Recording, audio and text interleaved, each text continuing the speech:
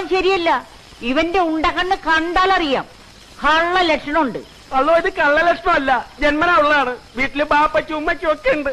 എന്റെ ദൈവമേ, അപ്പൊ കുടുംബടക്കം കള്ളന്മാരാണ്. ഈ ജോബും ഞാനും ചെറുപ്പം മുതലേ ഫ്രണ്ട്സാണ്. എന്ന് വെച്ചാൽ 1ാം ക്ലാസ് മുതൽ ഒരേ ക്ലാസ്സിൽ ഒരേ ബെഞ്ചിലിരുന്ന് പഠിച്ചവർ, തൊട്ടടുത്ത വീട്ടിൽ താമസം, ഒരാഴ്ചയുടെ വ്യത്യാസത്തിൽ കല്യാണം. അതിലൊക്കെ തമാശ, ഈ രണ്ടെണ്ണത്തിനെയും ഞങ്ങളുടെ കെട്ടുകളുമാരെ ഒരേ ആശുപത്രിയിൽ ഒരേ ദിവസം ഏതാണ്ട് ഒരേ സമയത്ത് പ്രസവിച്ചു എന്നുള്ളതാ. മാമോദിസ ഒരുമിച്ച്, സ്കൂളിൽ ചേർത്ത് ഒരുമിച്ച്, ഇപ്പൊ പഠിക്കുന്ന ഒരുമിച്ച്. ഇവൻ ഒന്ന് തുമ്മിയാൽ ഇവളും തുമ്മും. ഭ്രാന്തെന്ന് പറയാൻ പാടില്ല, ഒരു തരം മാനസിക രോഗം. ഞങ്ങളുടെ ഭാഷയിൽ പറഞ്ഞാൽ എ സൂയിസൈഡ് മാനിയാക്ക്. അവൻ എന്ത് കിട്ടിയാലും അത് എനിക്ക് തരും, എനിക്ക് എന്ത് കിട്ടിയാലും ഞാൻ അവന് കൊടുക്കും. രണ്ടുപേർക്ക് എന്തെങ്കിലും കിട്ടിയാൽ ഞങ്ങൾ എക്സ്ചേഞ്ച് ചെയ്യും. സത്യം പറ, ഞാൻ ആരോടും പറയില്ല. നിനക്ക് വല്ല ഭ്രാന്തുണ്ടാ? I am really sorry. I am sorry. I am really sorry. Oh sorry, മറന്നു. സോറി. I am sorry. ഒന്നുമില്ല, എന്നാലും ഞാൻ ഇത്ര നേരം പൊട്ടന്റെ മുമ്പിൽ ശങ്കൂന്നിരുന്ന ഒന്നുമില്ലേ.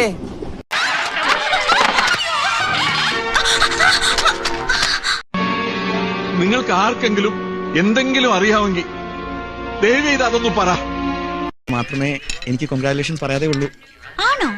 Okay, congratulations. എന്നെ ശരിക്കൊന്ന് ശ്രദ്ധിച്ചേ. എന്റെ പെരുമാറ്റത്തില് എന്തെങ്കിലും പന്തികളുണ്ടോന്ന് ഒന്ന് നോക്കിക്കേ. ചേട്ടാ ചേട്ടാ കാട്ടോർമ്മ ചേട്ടാ, എന്തോ കുഴപ്പമുണ്ടല്ലോ.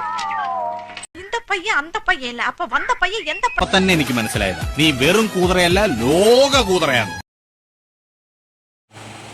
അങ്ങനെ സോന ബാംഗ്ലൂരിലേക്ക് പോവുകയാണ്. അങ്ങനെ സയാമീസർട്ടകൾ വേർപിരിഞ്ഞു. ഇല്ല. ബുദ്ധിയുണ്ടോ? ഇല്ല. ഒരല്പമെങ്കിലും ബോധമുണ്ടോ? ഇല്ല. കൂടെ പഠിച്ച ഒരാളോടാണോ ഇങ്ങനെയൊക്കെ പരസ്യമായിട്ട് വന്ന് പറയുന്നത്? നീ ഒരു മരക്കിഴങ്ങനാ. കാണാமல் இருக்கும் பொழுது கண் துடிக்கும், பேசாமல் இருக்கும் பொழுது നെഞ്ചം പടപടക്കും. ലോകത്തിൽ ഒരു ആൺകുട്ടിക്കും പെൺകുട്ടിക്കും ഇങ്ങനെ ഫ്രണ്ട്സ് മാത്രമായിട്ട് കഴിയാൻ പറ്റില്ല. എപ്പോഴെങ്കിലും മനസ്സ് നാടും. ചെയ്തുപോയ അവിവേകത്തിന്റെ കുറ്റബോധമാണ് നിങ്ങളുടെ മനസ്സ് മുഴുവൻ. ഒന്ന് പൊട്ടിക്കറിയാൻ നിങ്ങൾ ആഗ്രഹിക്കുന്നു. Minutes later.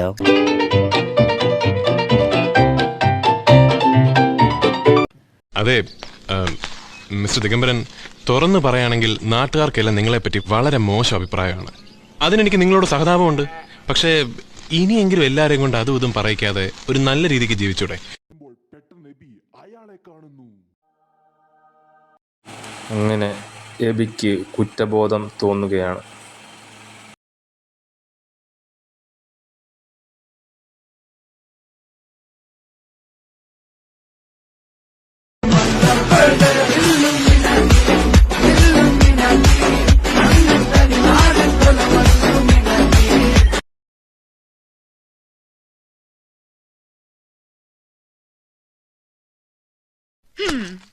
പെട്ടെന്ന് ടീഷർട്ടും പാന്റും ഒരുക്കി, എന്നിട്ട് ഇതൊന്നിട്ടെ. ഗാർഡൻ സിറ്റിന്ന് സോനയുടെ വക നിനക്കുള്ള ബർത്ത്ഡേ ഗിഫ്റ്റ്. എങ്ങനെയുണ്ട്? പിന്നെ ഓ അങ്ങനെയൊക്കെ അങ്ങോട്ട് പോണു. വേറെന്താ വേറെന്താ ഇങ്ങനെയൊക്കെ സുഖം. വല്ലപ്പോഴും ആ സോനയെ ഒന്ന് തനിച്ച് കിട്ടുന്നത്. ഒരു 5 മിനിറ്റ്സ് ഞങ്ങൾക്ക്.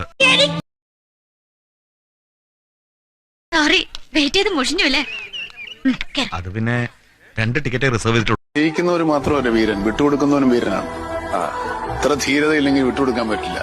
നെഞ്ചു വിരിച്ചൊരു വാളിന് മുമ്പിലോ തോക്കിന് മുമ്പിലോ നിൽക്കുന്ന ഒരു വീരുവായിട്ടല്ല, ധീരനായിട്ട് തന്നെയാണ്. എനിക്ക് ഫീൽ ചെയ്തോ? അതിന് ഞാൻ ഒന്നും പറഞ്ഞില്ലല്ലോ. എനിക്ക് മനസ്സിലാവാത്ത ഒരു കാര്യമുണ്ട്.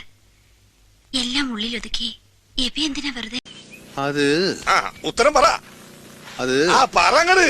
നീ ഇപ്പൊ ചോദിച്ചതേ ഒരു ആദ്യം ഊള ആൻസറാ. ഞാനത് ചോദിക്കരുതായിരുന്നു.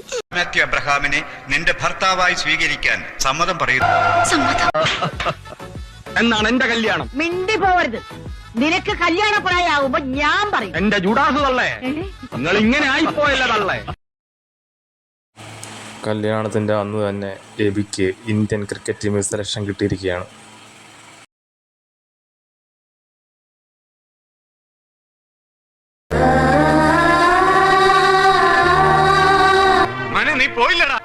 പറയില്ല, അതങ്ങനെയാ.